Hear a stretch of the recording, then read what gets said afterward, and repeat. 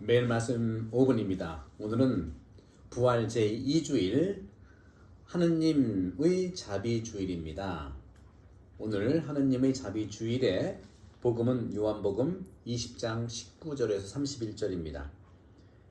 그날 곧 주간 첫날이 되자 제자들은 유다인들이 두려워 문을 모두 잠가놓고 있었다.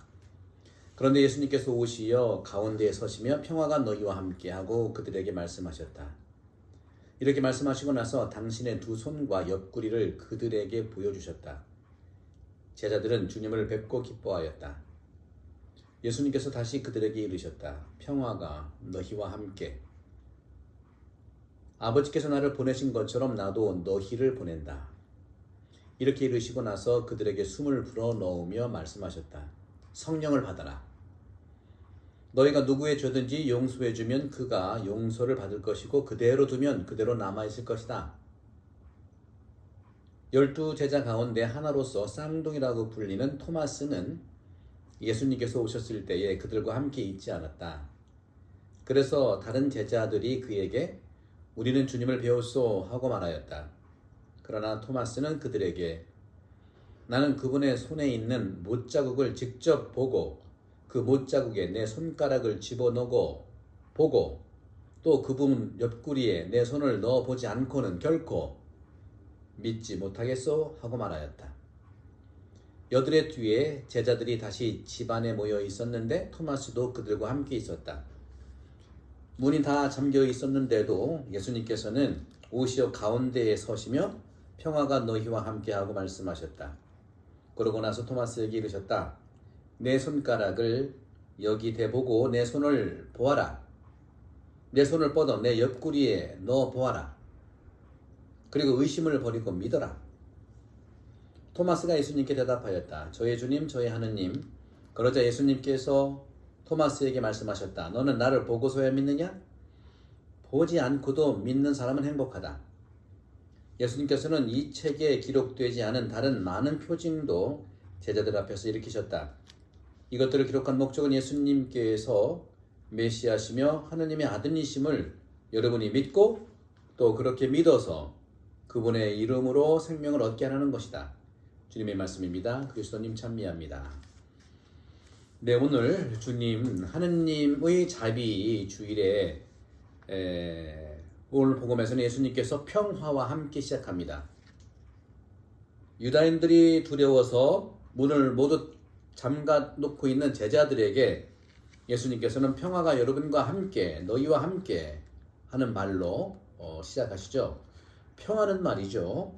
우리가 시작하는 장소가 되어야 돼요. 우리가 어떤 것을 시작하든지 평화의 장소가 되어야 되는 것이 예수님 부활의 선물입니다.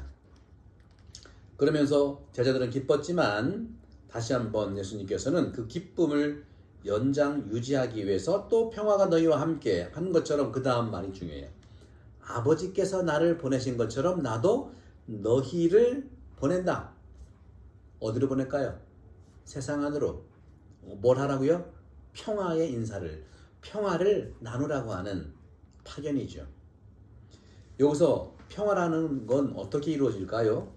평화는요, 첫 번째로 용서를 통해서 이루어집니다. 따라서 예수님께서는 덜덜 떨고 있는 제자들에게 가서 그들에게 숨을 불어넣으시면서, 숨은 뭡니까? 푸네우마, 성령, 숨을 불어넣으시면서 성령을 받아라 하고 말씀하시는데 바로 이것은 용서예요. 누구의 죄든지 용서해주면 그가 용서를 받을 것이고 그대로 두면 그대로 남아있을 것이다. 주님의 기도에 나와 있는 거랑 똑같은 거죠. 이렇게 하느님의 사랑과 그 생명의 힘을 불어일으켜서 용서라는 걸 통해서 하나가 되가 선물을 준다는 거죠. 하나가 된다는 거죠. 이 일체라고 하는 것은 바로 하느님의 용서, 그리고 그것은 사랑과 또 생명의 힘을 불러일으켜서 하나가 되는 목적을 향해 나가는 것이죠. 간단합니다. 예수님의 마음은요, 온유하고 겸손한 마음이에요. 예수님의 행동은요, in action, love, 행동하는 사랑인 것이죠. 행동하는 사랑이기 때문에 섬기고 행동하는 사랑이기 때문에 나누는 거예요. 그리고 구체적으로 예수님께서는 바로 믿음을 가지고 자비를 베푼다고 하는 것은 바로 용서한다는 거죠. 따라서 우리가 받아들이는 것은 바로 믿음으로써 믿어야 되는 것인데, 그건 왜? 긍정적인 그러한 생각으로 칭찬을 하라고 하는 겁니다. 이 모든 것들이 어딜 향해 간다? 일치를 향해 간다는 것이죠. 하나가 되기 위한 거예요. 온유, 겸손, 또 러브인 액션으로서 사랑, 헌신과 사랑, 그것은 나눔이죠. 그 다음에 믿음, 신뢰죠. 오늘 복음도 믿음이잖아요. 그리고 긍정과 칭찬, 이 모든 것들이 일치를 향해 나가는 요소들인데, 영 안에서 우리는 변화될 수 있다는 것을 주님은 말씀하시는 것. 숨을 넣어주며 성령을 받아서 우리는 변화되는 것이죠. 오늘 주님께서 말씀하시죠. 또 평화가 너희와 함께, 3번이나 말씀하면서 토마스는 믿지 않았잖아요. 그러니까 토마스에게 의심을 버리고 믿어라 했어요. 의심을 버리고 믿어라. 그러면서 보지 않고도 믿는 사람은 행복하다 하고 했어요. 딱 성령을 받으면 분노가 평화가 되고요. 또 의심이 믿음 충만하게 된다는 것입니다. 또 잘못한 자는요, 용서를 받는, 용서를 하는 힘을 찾고 그 힘으로 용서를 하는 것이죠. 이처럼 그리스도의 죽음과 부활의 신비 안으로 깊이 들어가서 성령을 받아서 더욱더 열심히 살도록 길을 찾는 것, 이것이 바로 성령 강림 때까지 향해 가는 부활의 증인으로서의 삶을 사는 겁니다. 오늘 주님이 그랬죠. 의심을 버리고 믿어라. 우리는 얼마나 의심을 합니까? 믿음이라고 하는 것은요, 믿는다는 것은 첫 번째 덕목이 뭐냐? 사람을 믿기 위해서 어떻게 하느냐? 거짓말하지 말아야 돼요. 거짓말이 믿음을 파괴시킵니다. 신앙은 의심을 의미해요. 믿는다는 것, 신앙은 의심을 뜻하는데, 이 신앙이라고 하는 것은, 그 믿음이라는 것은 의심의 억제가 아니에요. 의심하는데 억제할 필요가 없어요. 하지만 의심을 통해서 그 의심을 이겨내야 되는 거예요. 의심에 우리가 함몰되면 안 돼요. 의심에 져버리면 안 돼요. 그런 점에서 이 의심을 통해서 의심을 이겨내는 것, 이것이 성령을 통해서 가능하다는 것이죠. 예수님께서 바로 상처받은 인간에게 터치를 해주잖아요. 손을 바라봐라. 토마스한테 얘기를 하잖아. 토마스한테 내 손가락을 여기에 대보고 내 손을 보아라. 내 손을 뻗어 내 옆구리에 넣어 보아라. 문제는 뭐예요? 찔러 보고도 안 믿는 게 문제지. 접촉하는 것은 중요해요. 의심하는 건 중요해요. 의심에 머물지 말라는 것이죠. 의심을 뛰어넘어서 의심을 이겨내야 된다는 거죠. 그런 점에서 예수 그리스도야말로 믿음을 사랑한 모범이에요.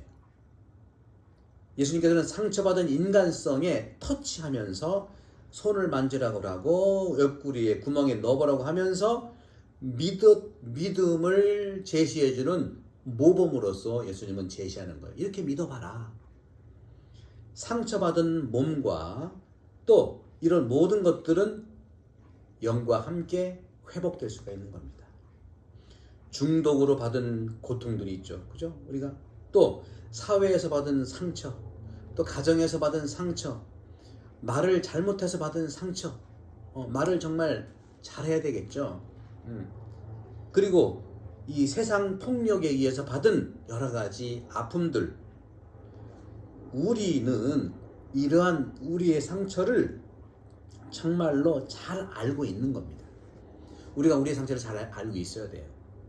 따라서 상처라고 하는 것은 뭡니까? 상처라고 하는 건 단순히 아프다는 것을 뛰어넘어 상처는 우리를 위해서, 서로를 위해서 내가 뭐가 필요하다는 것을 드러내는 거예요.